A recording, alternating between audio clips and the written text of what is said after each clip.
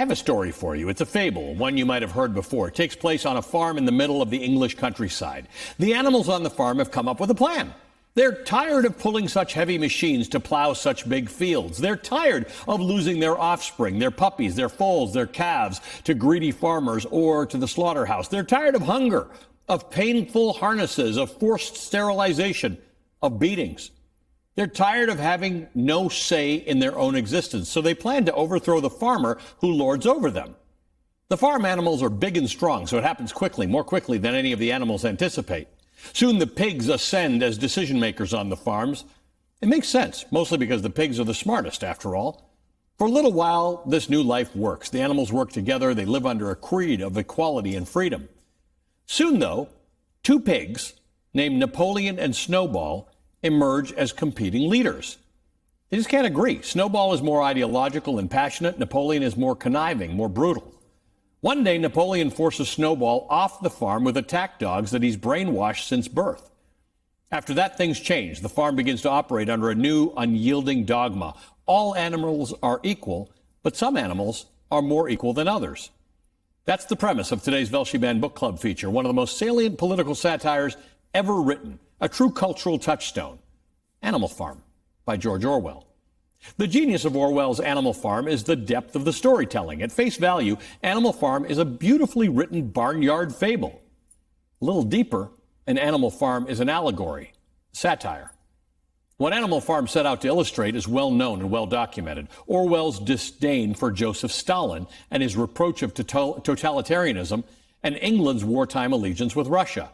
Orwell, a dedicated democratic socialist, was a notorious critic of not just Stalin, but of all government overreach. In a 1946 essay entitled Why I Write, George Orwell explained, quote, Animal Farm was the first book in which I tried with full consciousness of what I was doing, to fuse political purpose and artistic purpose into one whole. Deeper still is the warning Animal Farm imparts for today's reader. You don't need to be fully aware of Stalin's brutalities to understand precisely what Animal Farm is telling you. Orwell's masterful command of language, his dynamic and complex anthropomorphic characters, and his well-placed plot are precision instruments that are used to warn the reader of the corrupting influence of power, of the danger of blind obedience, and the cyclical nature of politics. And that's what's most stirring in this novel. Political context that would have been obvious when the novella was initially published in 1945 is superfluous in some ways to the story itself. The reader doesn't need to fully grasp the violent struggle for dominance between Leon Trotsky and Joseph Stalin in Russia to react to the unjust death of animals and their struggle for equality and freedom. You don't need to know any of that to know that there are many things in this book that ring true in today's America. I don't usually spoil the ending of the work we cover on Velshi Band Book Club, but today I'm going to. Napoleon, after killing his most loyal worker and betraying his former friends, joins forces with the humans, the farmers, the very people that subjugated Napoleon and the farm animals for so long. Napoleon and the farmers sit around a table and drink and eat and celebrate a prosperous future for their farms. The other animals watch from outside the window.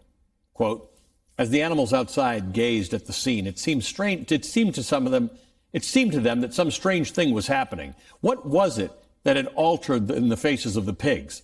Clover's old dim eyes flitted from one face to another. Some of them had 5 chins, some had 4, some had 3. 12 voices were shouting, and they were all alike, no question. Now, what had happened to the faces of the pigs?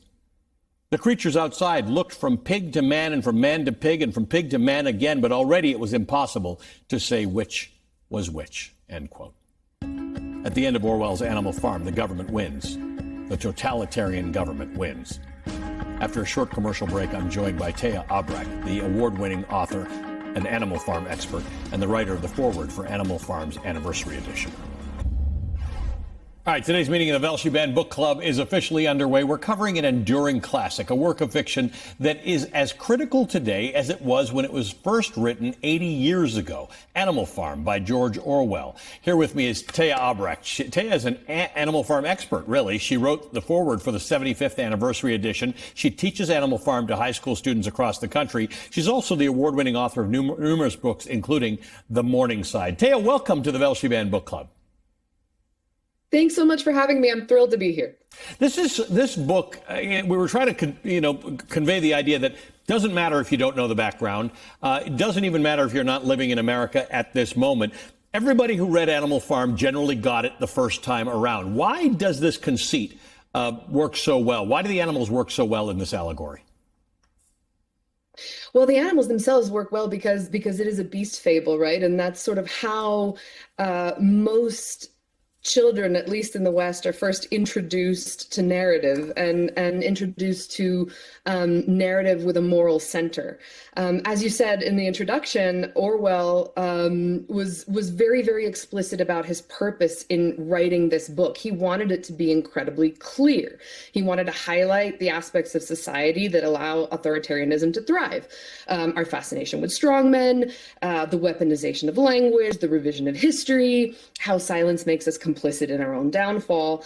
And one of the reasons that he wanted to do this was because he felt that his countrymen did not think that Stalin's brand of authoritarianism was something that could happen in the UK.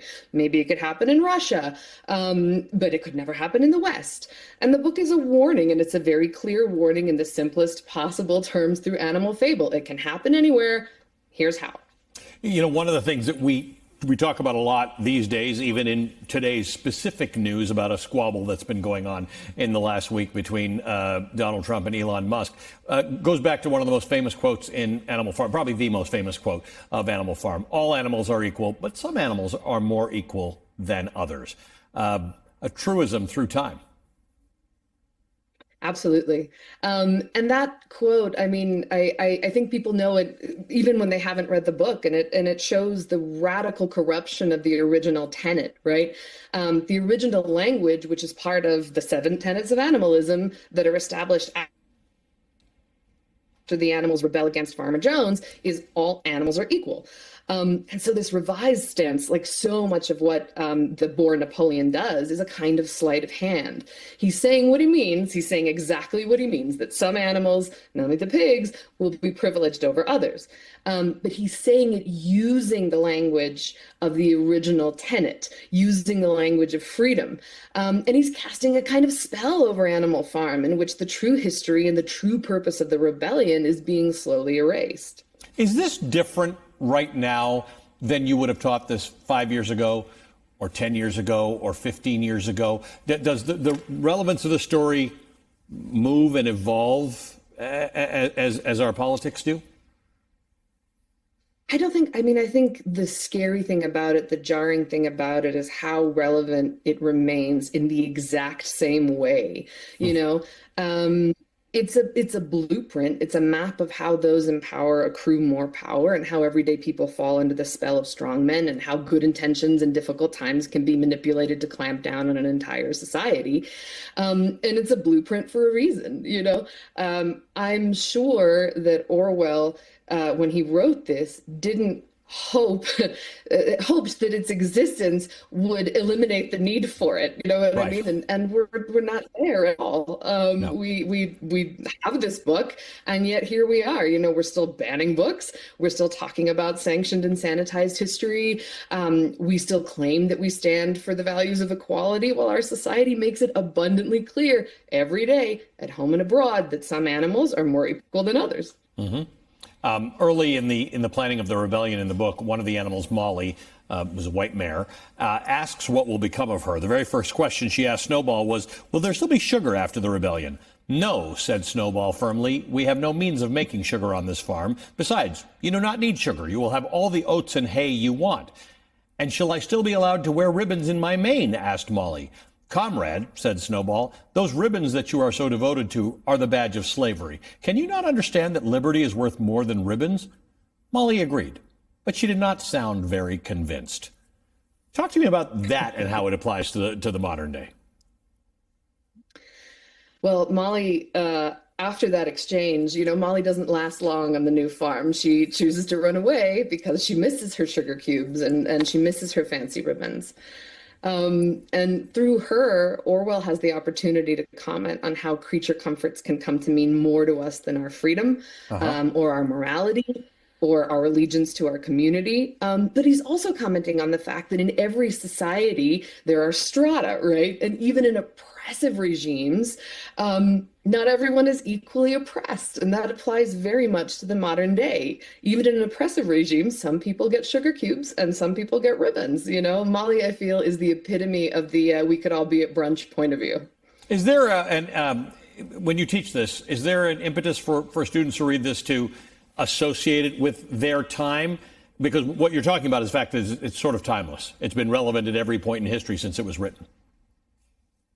Absolutely. And I think we talk very explicitly about that. You know, I live in the Mountain West and I talk to students in the Mountain West, and these tend to be rural schools where, you know, the book is taught to young people, usually to teenagers. It's usually taught in high school.